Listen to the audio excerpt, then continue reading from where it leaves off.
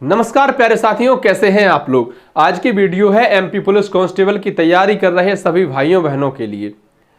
एक तो गर्मी, ऊपर से लोगों के ताने, इतनी समस्याएं हो रही हैं कि मुझे भी अपनी फीलिंग में दबा नहीं पाया और मजबूर होकर आपके सामने आना पड़ा वीडियो बनाने के लिए। वैसे तो मैंने मार्च से कोई वीडियो बनाई ही नहीं है इस टॉपिक पर, क्योंकि क्या क्या कहें आपसे। दिन भर में 20 लोग ये सवाल पूछते हैं कि भाई आपका फिजिकल कब होगा। कितनी बार कहें, क्या कहें, समझ में नहीं आता है। सबसे कह देते भाई लोकसभा चुनाव के बाद ही होगा। अब वो लोग सीरियस हैं, अपन को लेकर शुभचिंतक हैं कि अशुभचिंतक हैं, वाकई में जानना चाहते हैं कि फिजिकल कब होगा, या फिर ताना मारते हैं कि फिजिकल कब होगा। ये कहना थोड़ा सा मुश्किल है, लेकिन ये सवाल आजकल बहुत ज्यादा पूछा जाता है। 87% वाले फिर भी ठीक है, 13% वालों को एक और समस्या है। क्या समस्या है? उनसे बार बार ये पूछा जाता है कि भाई अब तुम्हारा क्या होगा, तुम्हारा नाम 13% में है, अब तुम्हारा क्या होगा। उन्हें फिर ये और समझाना पड़ता है अलग से कि अब पता नहीं क्या होगा। माननीय न्यायालय में मुकदमा चल रहा है, जो जीतेगा उसके पक्ष में फैसला जाएगा, उनको नियुक्ति मिलेगी। दुनिया तमाम की बातें उन्हें समझानी पड़ती हैं। बहुत सारे लोग पूछते हैं कि आजकल क्या कर रहे हो भाई। उन्हें यह बात कैसे समझाई जाए कि आपके इसी सवाल का जवाब देने की कोशिश कर रहे हैं। आज मुझे लगा कि आपसे बात करनी चाहिए, बहुत लंबा समय हो गया। कुछ टॉपिक हैं जिन पर मैं बात करना चाहता हूं। आपको अच्छे लगे मानना, नहीं लगे कोई बात नहीं। जैसे कि अपना फिजिकल कब होगा ये तो अनिश्चित है। कुछ दिन पहले मुझसे मेरे एक मित्र ने कहा था, जो कि अच्छी जगह पदस्थ है, पुलिस में ही है, अच्छे पद पर है। तो उन्होंने कहा कि भाई तुम्हारा फिजिकल जो है वो ये मान लो कि 15 दिन में नोट आ जाएगी सूचना कि तुम्हारा फिजिकल होना। लगभग 20 दिन पहले की ये बात है। तो मैं भी यार सीरियस हो गया। बहुत सारे और दोस्तों से पूछा, बोले कहीं कुछ नहीं है। मतलब ये है कि अनिश्चित है, कुछ भी कह पाना स्पष्ट नहीं है कि फिजिकल कब होगा।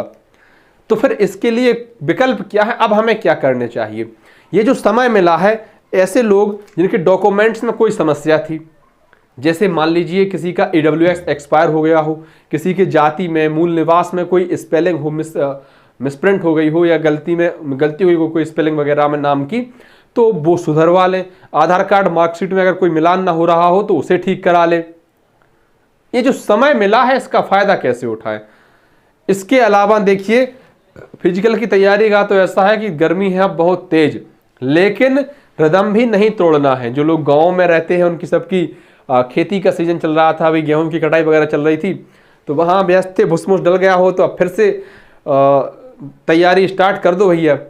और जो लोग एकेडमी में तैयारी कर रहे हैं तो आप तो निश्चित ही कंटिन्यू कर रहे होंगे अपनी तैयारी, तो उसको लगातार जारी रखिए। इतना तो तय है कि आप रोज तेज नहीं दौड़ सकते, रोज दौड़ खींच नहीं सकते, लेकिन आप अगर लगातार तैयारी करते रहेंगे तो जिस दिन सूचना आएगी कि भैया आपका फिजिकल फलानी तारीख से होना है, उस दिन आप अपने आप को बहुत मजबूत पाएंगे। देखिए, आप इतना तो भली भांति जानते हैं कि लगभग 60,000 अभ्यर्थियों को फिजिकल के लिए बुलाया गया है, और नौकरी कितनों की लगनी है, तो आप कहेंगे सिर्फ 7,000 की। अब आप इतने समझदार हैं, मेरा मानना है कि आप इतने समझदार हैं, बहुत अच्छे से इस बात को समझ सकते हैं कि जो 53,000 लगभग अभ्यर्थी बाहर होंगे, आप उनमें खुद का नाम देखना चाहते हैं, या जो 7,000 से अधिक अभ्यर्थी वर्दी पहनेंगे उनमें अपना नाम देखना चाहते हैं। अगर आप चाहते हैं 7,000 में आना, तो फिर आप अपनी तैयारी जारी रखिए, बिना ये देखे कि गर्मी बहुत तेज है, फिजिकल कब होगा, लोकसभा चुनाव कब खत्म होगा, पुलिस को कब टाइम मिलेगा फिजिकल कराने का। ये दुनिया भर के एक्सक्यूज है, इनको हटा दीजिए और अपने फिजिकल की तैयारी जारी रखिए, तो आपको निश्चित ही इसका फायदा मिलेगा। दूसरा क्या करना है आपको, हाल ही में वैकेंसीज आई हैं RPF, SI और कांस्टेबल की। फिजिकल आप कर ही रहे हैं, अभी आपने कुछ दिन पहले ढंग से पढ़ाई की थी, तभी तो आपका पेपर निकला है पुलिस का। मतलब आपने कुछ दिन पहले ही एक परीक्षा पास की, तो आप पढ़ाई के रिदम में तो हैं, तो आप पढ़ाई को भी जारी रखिए। और दुनिया भर की वैकेंसीज आती रहती हैं। मतलब यह है कि आप ना तो ये सोचें कि हमें पढ़ना नहीं है, सिर्फ फिजिकल करना है, तो भी ये हानिकारक हो जाएगा। और आप ये सोचें कि अब इससे कोई मतलब नहीं है, हम तो अगली भर्ती देखेंगे, तो भी ये नुकसानदायक हो जाएगा। दोनों चीजें साथ लेकर चलिए, निश्चित ही आपको इसका फायदा मिलेगा।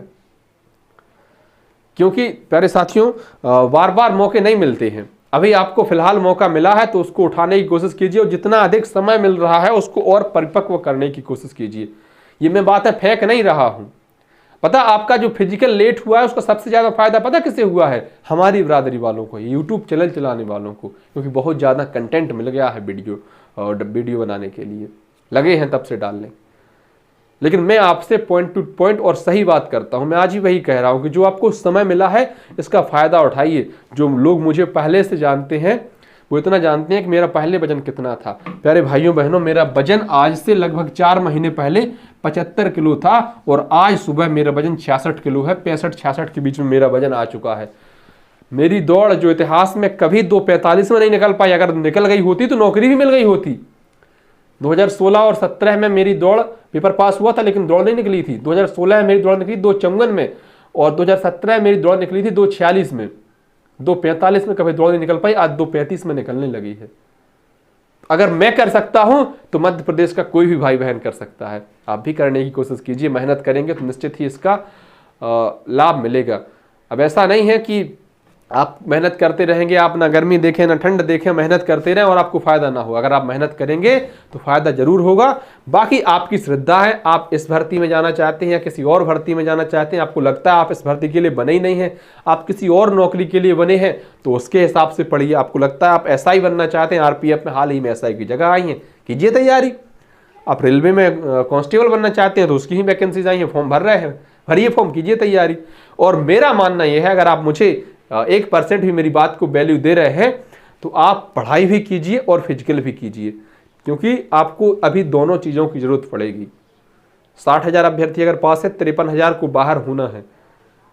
अगर आप चाहते हैं 7,000 में अपना नाम, तो फिजिकल भी करते रहिए। और भी वैकेंसी आप इससे एमपी पुलिस कांस्टेबल से ऊपर जाना चाहते हैं तो आरपीएफ में एमपी पुलिस कांस्टेबल से ज़्यादा सैलरी, भले ही पद कांस्टेबल का हो। लेकिन आप और बड़ा पद चाहते हैं तो देखिए आरपीएफ एसआई की वैकेंसीज आई हैं और भी बहुत सारी वैकेंसीज लगातार आती रहती हैं। एमपी में नहीं, अन्य राज्यों में भी आती रहती हैं, तो आप उनके हिसाब से तैयारी करते रहिए, लेकिन तैयारी से पीछे नहीं हटिए। धन्यवाद प्यारे साथियों। वीडियो आपको अच्छी लगी हो तो वीडियो को लाइक कर दें, अपने ऐसे अन्य साथियों तक साझा कर दें जो संभवतः इस वीडियो को देखना चाहते होंगे। और अगर आप चैनल पर नए हैं तो हाथ जोड़कर निवेदन है, अपने इस छोटे भाई के चैनल को सब्सक्राइब जरूर कर दें। बहुत बहुत आभार।